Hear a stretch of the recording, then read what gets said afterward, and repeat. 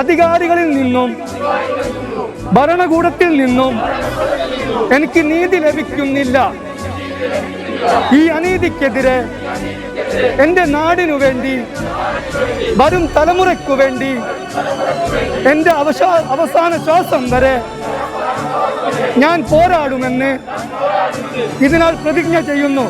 6 വർഷത്തോളമായി ഒരു പ്രദേശത്തുള്ള 4000-ഓളം ജനങ്ങൾ ഈ ഫ്രസ്കട്ട് എന്ന കമ്പനിയുടെ ദുരന്തവും ദുരിതവും അനുഭവിച്ചുകൊണ്ടിരിക്കുകയാണ്. ഞങ്ങളിത് പൊളിക്കും. കോടതിയുടെ പ്രൊട്ടക്ഷൻ ഉള്ളത് കൊണ്ട് മാത്രമാണ് ഞങ്ങൾ ഇപ്പോൾ ഇത് ഇരിക്കുന്നത്. കോടതി വിധി വന്നു കഴിഞ്ഞാൽ ഞങ്ങൾ കാര്യം തീരുമാനിച്ചിട്ടുണ്ട്.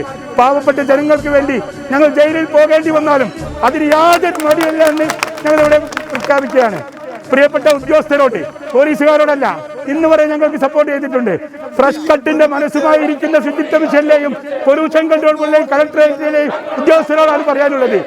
നിങ്ങളൊക്കെ ഇവിടെ ഒന്ന് താമസിക്കുമ്പോൾ മാത്രമേ നിങ്ങൾക്ക് ഇവിടുത്തെ ബുദ്ധിമുട്ട് മനസ്സിലാക്കുകയുള്ളൂ എന്ന് നിങ്ങൾ ഓർക്കണം. ഒരു അധികാരികൾ ആരും എന്താ പറയുക ഇതിനെ ശ്രദ്ധിക്കുന്ന കൂടെ ഇല്ല എന്നുള്ളതാണ്. കാരണം കോഴിക്കോട് ജില്ലയിൽ ഒറ്റ പ്ലാന്റേ ഉള്ളൂ ഇതേപോലത്തത്. ഈ കോഴിക്കോട് ജില്ലയിലെ മുഴുവൻ മാലിന്യവും ഇവരിവിടെ കൊണ്ടാണ് നിക്ഷേപിക്കുന്നത്.